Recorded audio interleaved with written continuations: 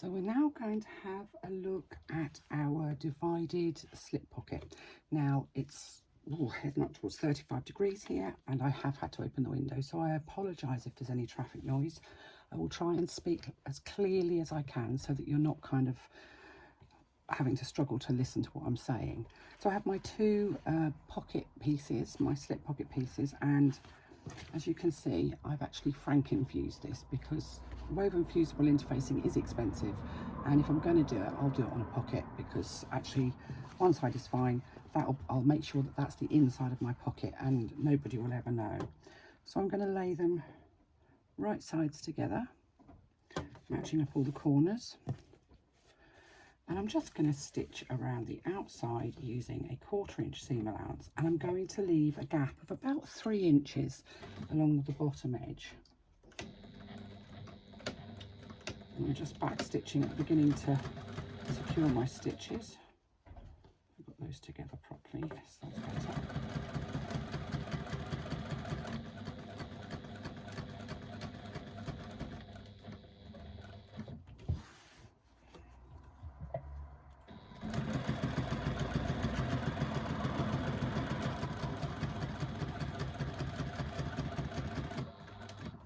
I know we English are always moaning about our weather, and it's been a particularly hot, dry summer. We don't have air conditioning in our homes as a matter of course, so this is really quite extraordinary for us, and we're all struggling with it. I think all our local hardware and DIY stores have sold out of fans.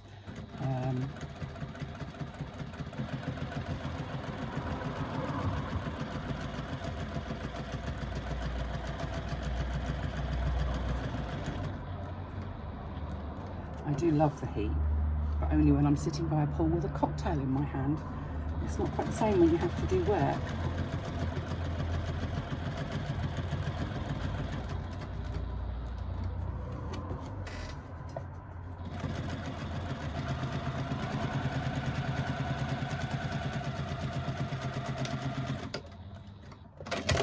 So let's just get rid of the threads. And you can see I've left it's approximately 3 inches. It's about 3.5, makes no difference. 3, 3.5, 4, whatever suits you. And what we're going to do is we're going to trim off the corners, all 4 corners, using a sort of a 45-degree angle. You don't have to get a protractor out. Make sure that you don't trim into your stitching though. And once I've cut those corners off, I'm going to trim an extra piece off, so I'm just going to take a little bit extra from both sides of that angle. Now you don't have to do this, but it just helps to make those corners nice on a pocket. Sometimes you see slip pockets and they kind of have almost like a curve on them, and I think it's because the corners aren't pushed out far enough, and I think it's because they're just too bulky.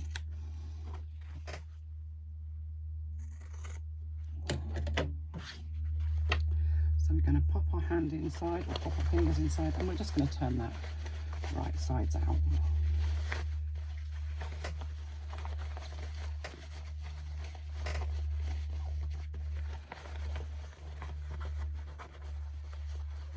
I'll use my fingers to poke out the corners initially.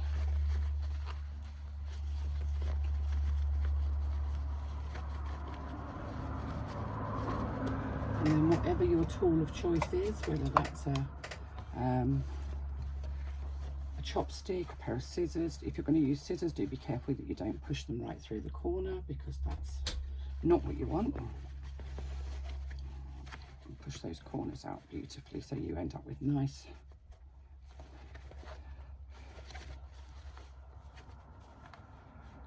sharp corners. This will of course depend on how thick your lining fabric is. If you're using something like waterproof canvas, sometimes it's quite difficult to push out the corners depending on the thickness of your waterproof canvas.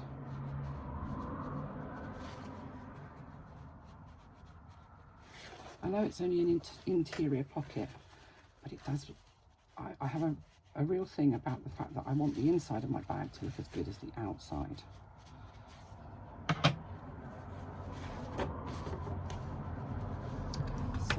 There we go, I've pushed out all my corners. I'm just going to wet my fingers, and I'm just literally rolling that top seam between my fingers so that I can see that the stitching is right on the top, so the seam is right on the top of that pocket. And as I do that, I'm going to press to ensure that that seam is sitting perfectly. Now if you have used perhaps some accent on the inside, which I do sometimes, I sometimes use a different fabric on the inside of my pocket as I do on the out. You need to make sure that you can't see any of the lining piece on the outside, unless of course you're making a pocket that is supposed to be like that, so an accented slip pocket, which would be fine. So we'll just continue to press that, making sure that all of the seams that we have are right on the outside edge. And we come to this bottom edge where we've got that opening.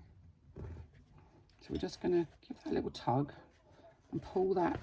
If you pull it from either side of that opening, the sides of the opening that you've made will just roll inwards. And you can press along that bottom edge. Again, just rolling it between your fingers to make sure that the seam's sitting right on the bottom of your pocket.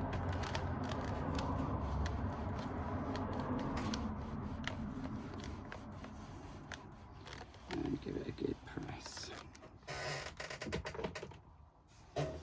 Now we're going to top stitch along this top edge. So that's the one without the hole in it.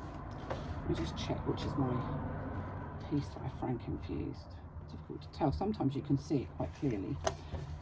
Sometimes you can't. So I like to do 2 lines of top stitching. It always works a lot better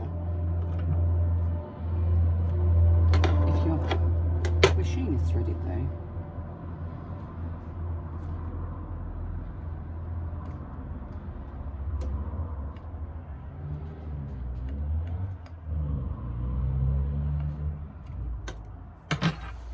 So let's do 1 line of top stitching, and I've increased my stitch length up to 4.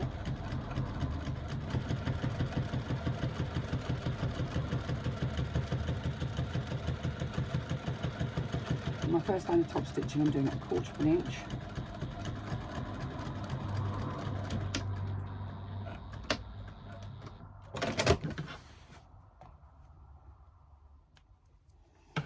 And the second line of top stitching at 1/8 of an inch.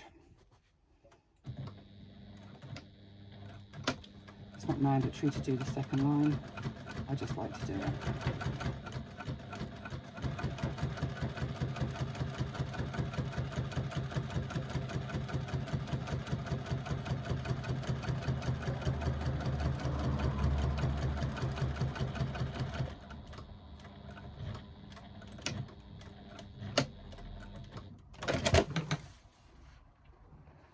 Trim off any thread ends. I'm just going to give that one final press.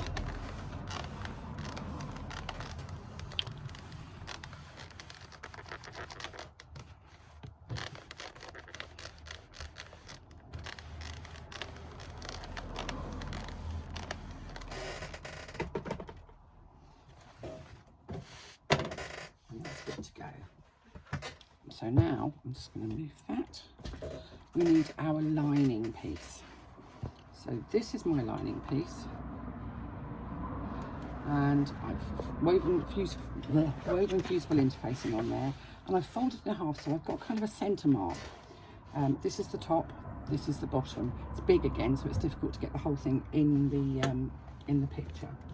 So I'm not going to make a mark, but I'm going to lay my ruler on the top edge so that I know that I am 3 inches away from that top edge. I'm going to take my pocket and I'm going to fold it just in half so that I know that I've got the centre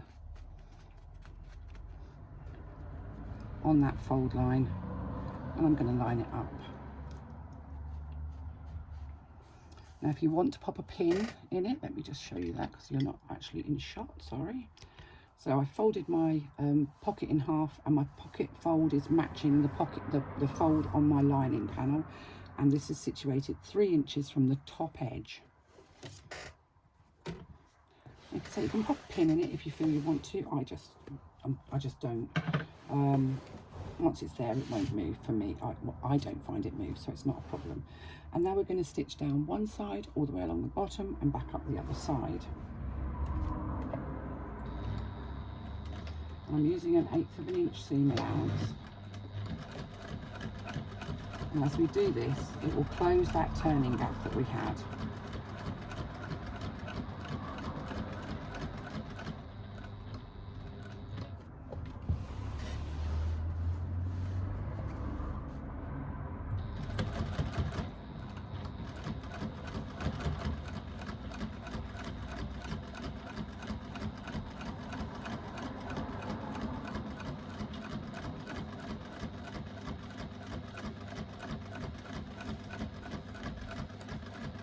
We are going to divide our pocket up. It's quite a wide pocket.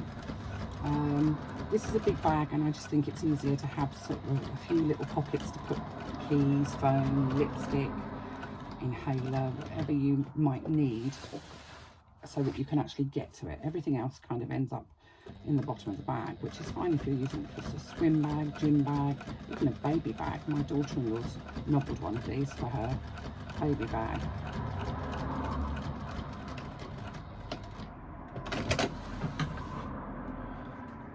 So we've gone all the way around the outside, and our turning hole that we made in our pocket is now completely sealed, and we have quite a large pocket. So we're going to divide it up, and you can divide this however you want to. You could just make it into 2 pockets by stitching from the middle. I like to have a pen pocket and then 2 smaller pockets, so it's very much a personal preference. Now if you're not sure that you can stitch in a straight line, then do mark these with a chalk marker or a Frixion pen, or your marker of choice. I'm just going to use one of these, which just gives me a dent where I want to mark, and I'm going to do my first line of stitching 2 inches from one side. Now I always start, when I'm dividing a pocket, from the bottom. It means if there's any movement in the fabric, you don't get a pucker. If you start at the top and you move down, you'll get a pucker at the bottom if there's any movement in the fabric, and that just looks unsightly. So I always start at the bottom and work up to the top. If there's any movement in the fabric at all, you won't get a pucker because the top edge is not sealed down.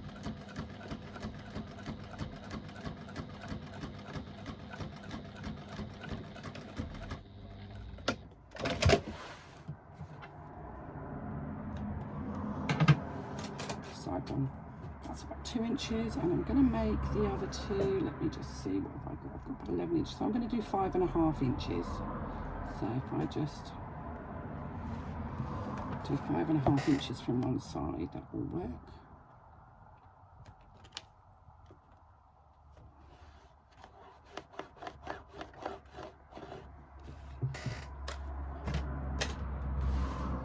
And again, working from the bottom upwards, you can just fold that out of the way. A couple of back stitches at the bottom just to secure your threads.